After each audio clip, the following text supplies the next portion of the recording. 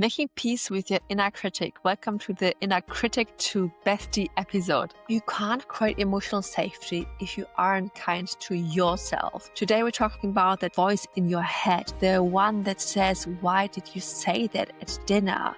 Did you see how they looked at you? Everyone thinks you're awkward. You look bloated today. You put on another 2 kilos. He will leave you and realize you are not good enough. It's a matter of time. The reason they didn't invite you because you're just too boring. He didn't text you because you're too clingy. You should have been married by now. You should have bought a house. You should have 2 kids by now. It's too late for you. If this sounds familiar, welcome to the Anxiously Secure podcast. I'm Yula. I've been talking down to myself for years nonstop until I was in my 30s and I realized how damaging it is. Words have powerful meaning. So if this sounds familiar, welcome to this episode. And when you try to shut it down, it actually just gets louder. So instead of fighting it, we pull up the chair. We want to listen to it. We want to get curious. What is it actually saying? What is our voice, inner critic, telling us? First of all, why is it actually here? The real roots of it. So it didn't just come from nowhere. It actually was built in by our family, by our school, by our culture, our society. It got reinforced through, social media, advertisement, and fairy tales. Disclaimer, I'm not a therapist or doctor. This content is for informational and entertainment purposes only. It's not intended to diagnose, treat, or heal any mental health condition. If you're in an abusive relationship or dealing with severe mental health challenges, always seek professional advice. My critic, for example, started very early. It was told my nose was too big. And fairy tales, for example, told me that witches, ugly witches, have big noses. Beautiful characters, the kind characters, princesses always have this tiny little nose that only you can see now actors and Hollywood actors and singers have after they had like 8 operations done. And for sure a nose job. Early on and through society being reinforced the specific beauty standards. And this is how the inner voice was created. Also magazines showed one kind of pretty and it creates this standard. On TV, everyone looked like they had a nose job and they did. And we can't even tell the truth anymore of what is real and what is not, what is something we are born into and what is something that we actually created and changed and adjusted. And the message is really clear. If you keep a natural face, you're just different. Ugly, you're less than. And that soaked in, right? It was also loud about my weight. My inner voice was always very loud at school as well. Like, don't say anything weird. Don't mess up. Don't be too different. And because I always felt like I was, not pretty enough, not witty enough. I wasn't good with my words either. So my voice was very loud all the time. And the worst thing wasn't even the things that was happening. The kids who were kind of mean at times, but it was actually my inner critic was the loudest. That was my problem. I feel like that is something we all need to realize. It's not even that how people treat us. Yes, that's bad and that's valid. But if we then keep bullying ourselves, that is the biggest problem here. For example, with boys, I was thinking like, why wouldn't he just choose me? Like, you are not enough. There's something wrong with me. Or in girls' groups, I was thinking like, just be easy. Just be like them. Just be like a little bit easier going, a little bit more laid back. Just fit in and they will actually like you.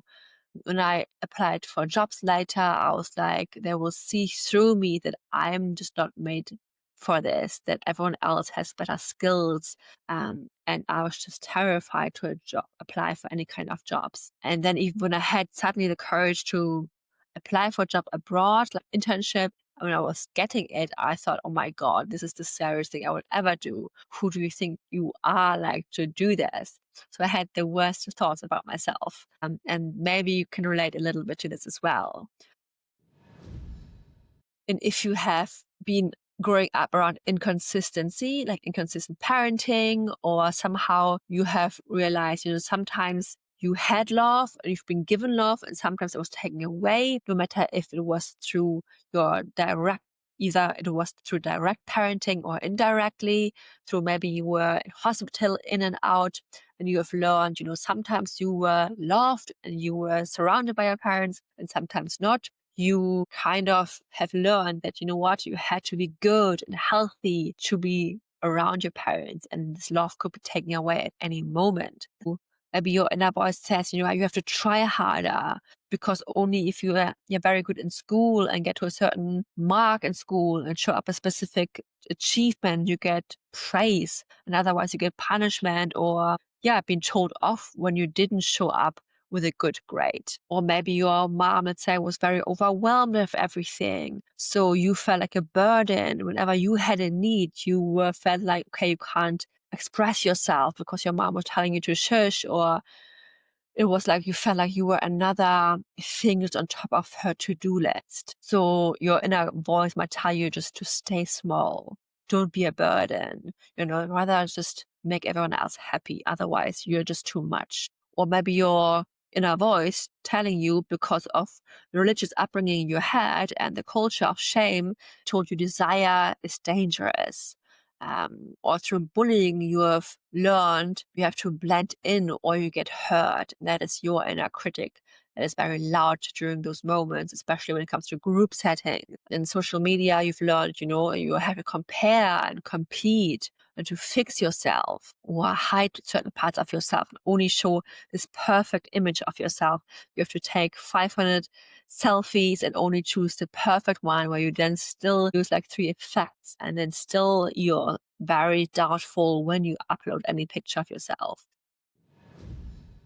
So this critic steps in many ways as a way to protect yourself based on what you've learned from your parenting, from your upbringing, from your society, and it gets reinforced over time through micro moments. The more emotional impactful these were, the more it's now louder and screaming at you. And it's key to notice, to listen in, to get curious. Hey, where is this voice coming from? Is it from my parents? Do I hear my parents' voice? Do I hear the media's noise? Do I hear fairy tales in this? Whose voice is it actually? Because often it's actually our parents' voice.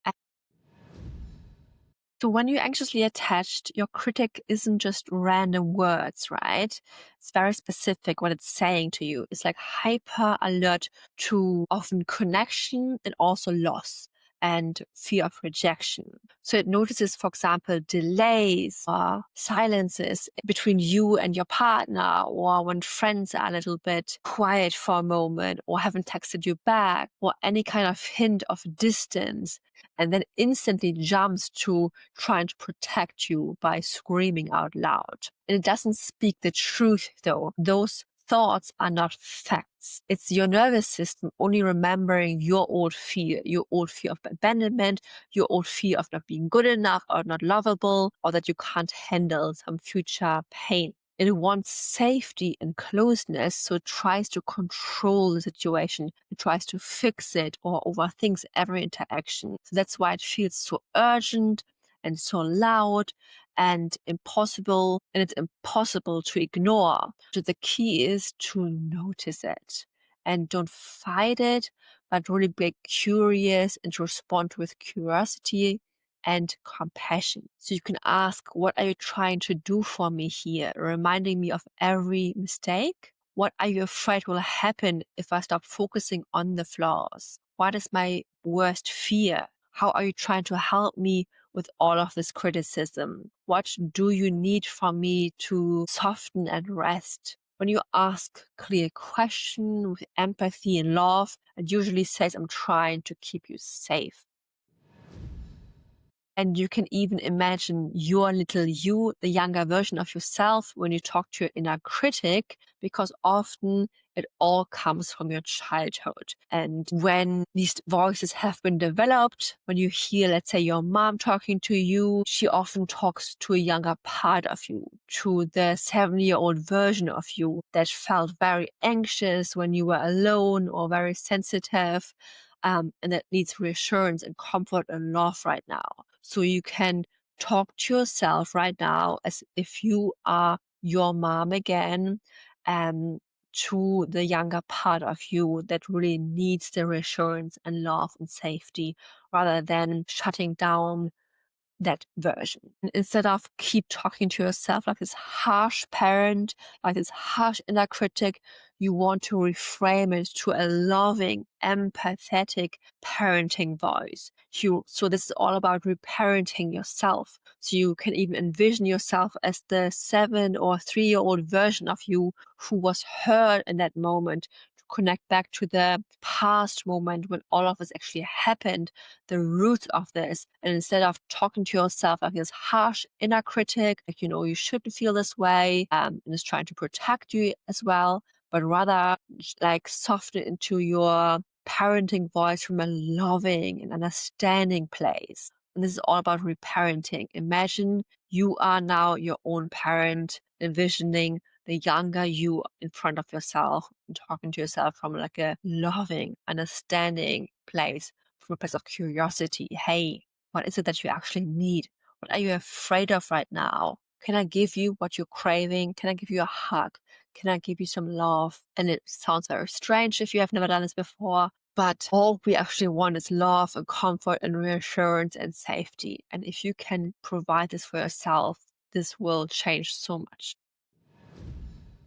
So here are now again 3 steps you can really do for yourself to soften that inner critic and become your best friend. First is really notice the origin and name it. This isn't about being mean or triggering old traumas. It's about naming what's happening, to detach from the present moment, to realize this is not about right now. This is more about the past surfacing old fears, wounds. For example, saying, my nose story, this is more about fairy tales linked to the noses are conditioned about being the ugly witch. It's about magazines and TVs normalizing surgery, and kids joking about it and adults hinting. My brain made it a rule that being different doesn't mean I'm lovable and I'm being rejected very easily. So my inner critic policed my face very hard. And I could, whenever I go on social media, on YouTube, like add lots of filters to make my nose smaller. But I'm choosing to be loving and compassionate to myself and say, what, I can show up as the way I am right now. And that is much more healing than just to pretending and not even talking about this. So naming it really takes your own power back, because if you feel shame about something, shame lives in darkness and in hiding. So by talking about it, even out loud to yourself, already takes the shame out of it. And this is not about truth, this is about training. So whose voice is it? Name it. Is it a parent, a teacher, a bully? And how did it got reinforced? Through advertisement, through movies, Hollywood? When did it start? What scene? What sentence? What rule did I follow here?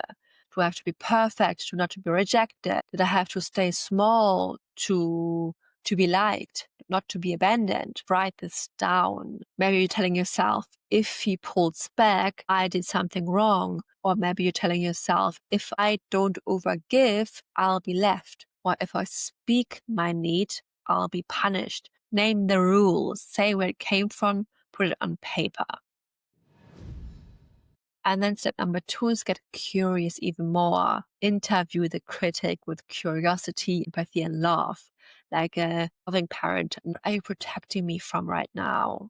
What's the worst that could happen if you stop yelling? If you could trust me, what would you let me try today? What do you need me to do to relax right now? For example, what my inner critic says about my nose is like, I'm scared you will be judged. I don't want to be humiliated. I want to fit in because it feels safer, because rejection is something I'm really scared of. It never really felt safe in school, and it really hurts. If we change your face in photos and through an operation, maybe you will be liked. Maybe you can show yourself more. Maybe you'll find people who like you for you. And then my reply is more like, thank you for trying to protect me.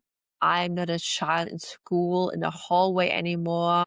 I can handle a look. I can handle people looking at me, and maybe they don't even have negative thoughts about me. Just because my critic still screams or they're looking at you because of your big nose, it doesn't make it true.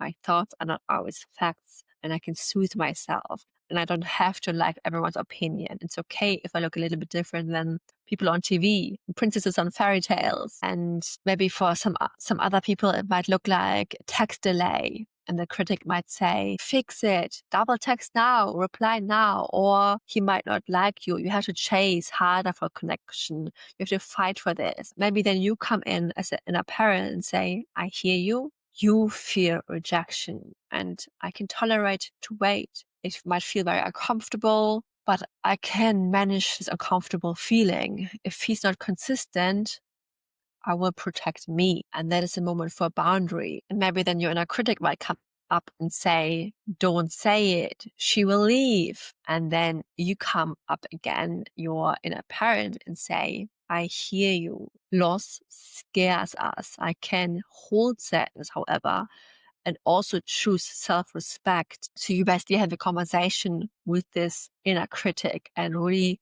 come with like understanding and empathy and soothe yourself. Like you would have a real conversation with someone who's just hurting and who's scared, who's hurting, who just needs love and understanding, who you want to comfort. Step number 3 is, and before I share number 3, I want to share something with you, an important message first. And that is that you don't need your partner to show up much differently, because I know you're already with a good one. You don't need more reassurance from them, more podcast episodes, even though I love that you're being here. You don't need to consume more self-help books, and you don't need to fix yourself more. All you need is probably just to regulate your nervous system and show yourself that you are already good enough, just the way you are. You are worthy and lovable. And you just need to prove to yourself this to your nervous system so that your anxiety eases up. Build a connection with yourself first, and then expand your circle of connections and meaningful connections especially. And here's the thing. I can help you with that if you want to.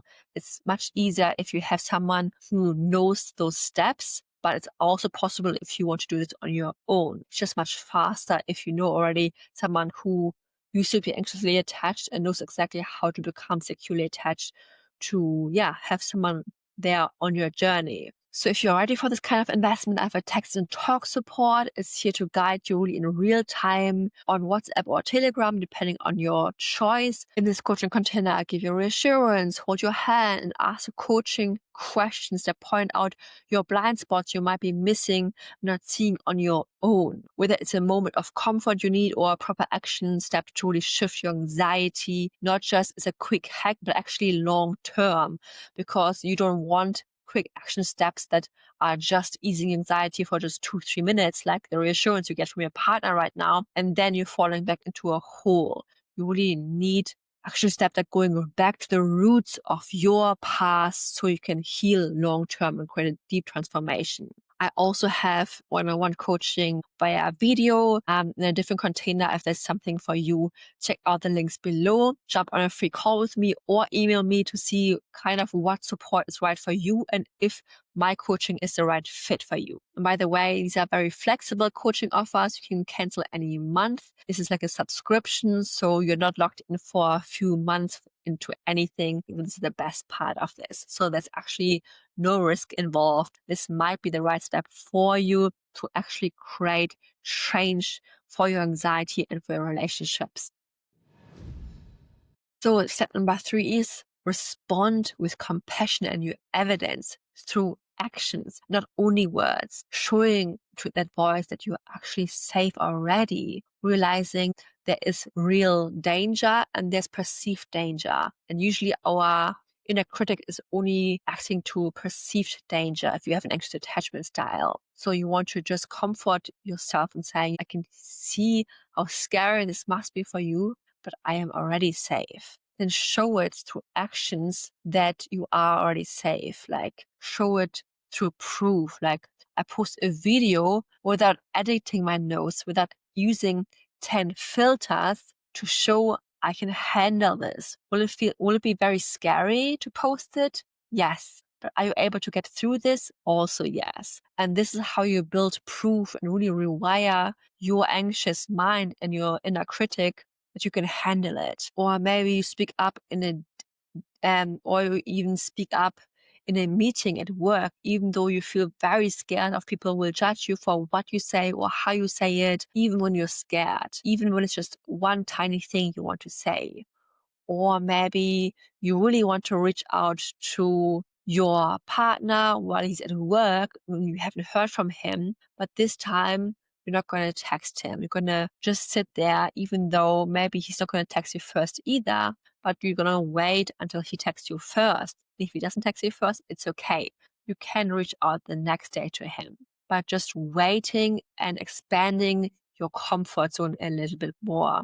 And this proves to your inner critic, I can hear you. I can hear how scary this is to not receive a text back, for me not to initiate. And I know I would get a text back if I would initiate, but I can also just allow myself to feel the sensation of anxiety and show to you I'm not in danger here.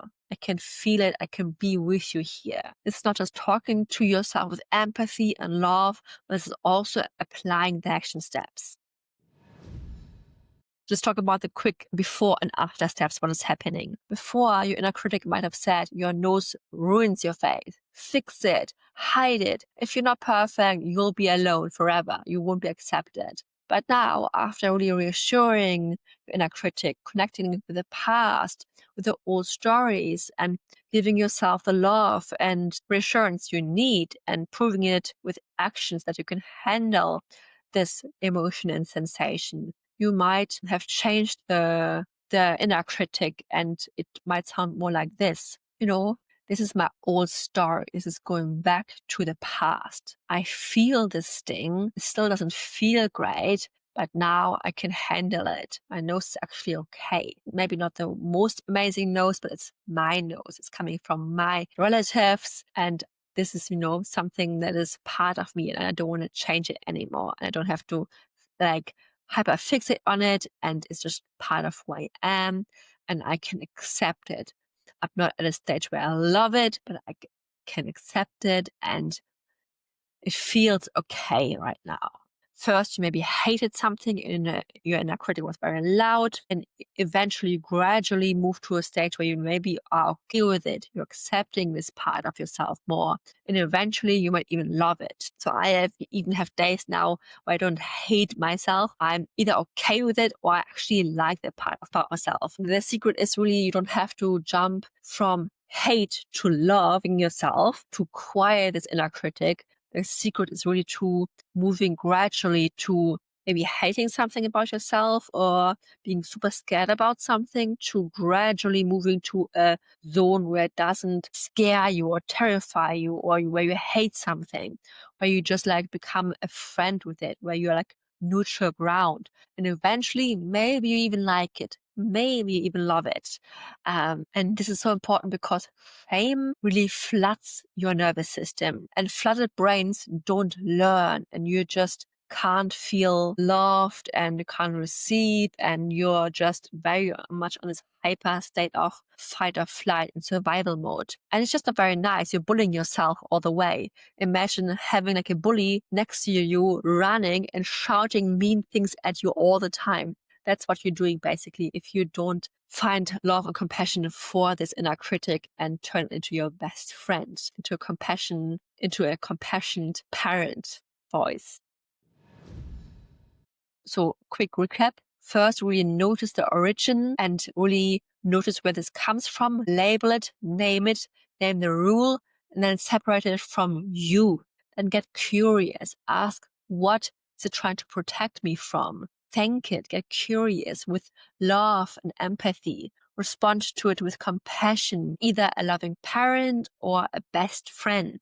And then let action retrain it. When your critic sees you taking ownership, it trusts you. And it doesn't just scream loud because it's hurt. It's just flaring up, but it is able to be soothed a little. And you become the safe leader inside your own head. So ask yourself, what exact sentence does your inner critic say about your looks or your love or your voice? Or where did you learn it? What is one action you can do today to show that I've got me, that you've got yourself? I'm proud of you. This deep work is really important and you're doing it right now with me. So remember, change in a relationship starts with you, thought by thought, action by action, and now episode by episode. Thank you for being here. Lots of love, Yula. Bye-bye.